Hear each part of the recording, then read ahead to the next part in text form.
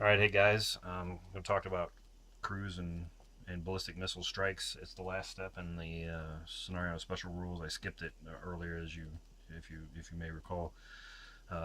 It deserves its own little treatment. So by the scenario special rule, the non-ally player gets to launch 10 cruise and/or ballistic missiles. I'm going to do 10 cruise missile strikes. They're a little bit more effective, and you know, I don't win by saving ammo, so I'm going to decrement my marker from 15 down to 5. I'm not going to show you that. You can trust me. I'm using the target markers that come in the supplement. So if you can see there, it says cruise missile on one side. Oops. Missile for ballistic missile on the other side. I'm going to go ahead and lay out 7 of these on these NATO air bases here. I'm going to shoot one at the Aegis Ashore installation. I want to show you this on the advanced game tables. It's got a theater weapon target, so for cruise missiles installations, so air bases, ports, anything designed by game-specific rules. So Aegis Ashore is one of those. I'm not going to show you that. I'm just going to put the marker over there. And then I said earlier in the special scenario special rules, these detection markers may not go so well for those guys, so I'm going to put 2 on here. Now, because of range restrictions, I can't just place the markers. They have to be launched by TU-95 or TU-160. So I'm going to go over to the Russian ready box and move those two TU-95s, one for each cruise missile, into the flown box. They have to fly that mission to get there. So on the inside of the advanced game tables, you can find the strike table. You find the if it's a hardened target, which Aegis Ashore is a hardened target, so we'll use that line for that. If you're firing an air defense track, you use that. Notice it gets a little less effective. Mountain and urban isn't as effective for cruise missiles. The rest of the terrain doesn't really matter for that. Holding box terrain is rough woods, so we're going to be on this chart, or the far right here. You notice I need a 6 or less to do anything. The only modifier that's really going to apply in this particular phase is this +1 for non-US cruise missile strikes. So I'm just going to go ahead and roll left to right on these NATO bases here.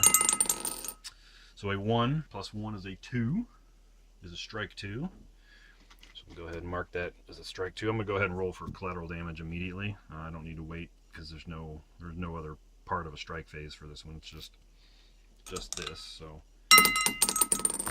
flip this over and find collateral damage. It's strike 2 versus an air base. I rolled a 7, so it doesn't really matter, but just so you can see. So we're going to fire on that second one. That is a 0 plus 1 is going to be a destroyed result. So we're going to put a destroyed counter on here. We are going to give 2 VPs directly to the non-allied bottom line. And then, where is the NATO air bases captured or destroyed this turn marker is now on 1. Then we're going to roll collateral damage for that airbase on the destroyed column. It's an 8, so it's no effect. So the next cruise missile, another 0. So we're going to destroy that base.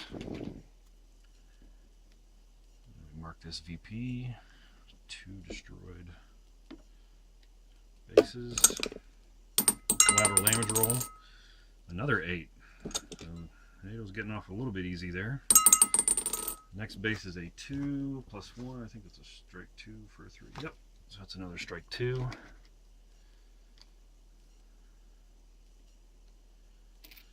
Collateral damage on that one. 7's going to be nothing. Next one is a 1 plus 1. Is a 2 an X? Nope. Strike 2. So we'll put a strike 2 on that airbase. It's going pretty well for the non-allied players. Roll for collateral damage is a 0. So a 0 with a strike 2. The non-allied player chooses an air unit. The allied player chooses an air unit, and they lose an air mobile point. So we'll take their air mobile points available. Move that down. The non-allied player is going to kill an F-16 Wild Weasel because they die immediately, which is also going to give him 2 VP. And then the allied player, I think he's going to flip this tornado. Not liking that too much, but that's the way it works. Next cruise missile target is a 0. It's going to be another destroyed result.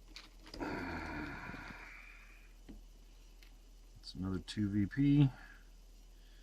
Another airbase destroyed. Collateral damage. 2 with destroyed. Non-allied player chooses, and they lose another air mobile point. So their mobile points go down to 6. They're going to lose their last wild weasel. Unfortunately for them. 2 more VP.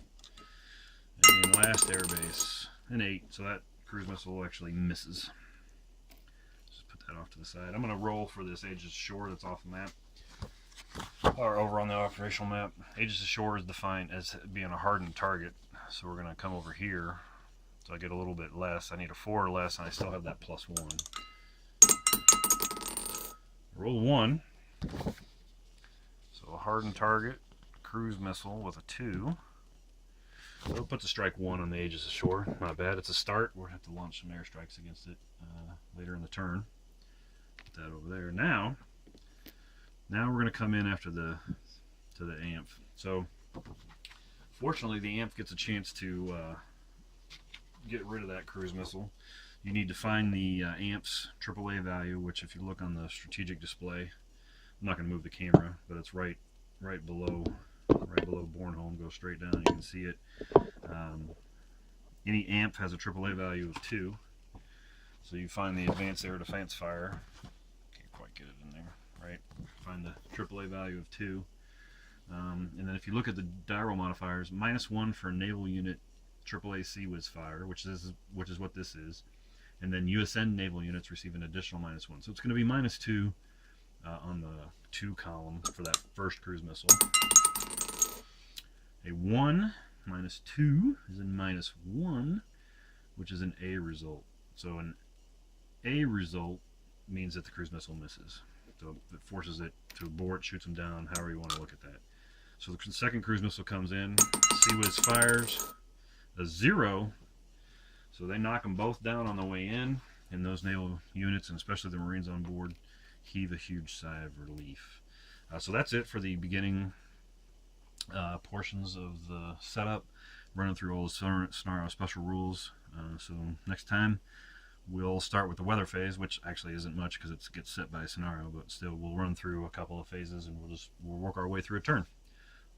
Alright, hope this helps, guys. Thanks.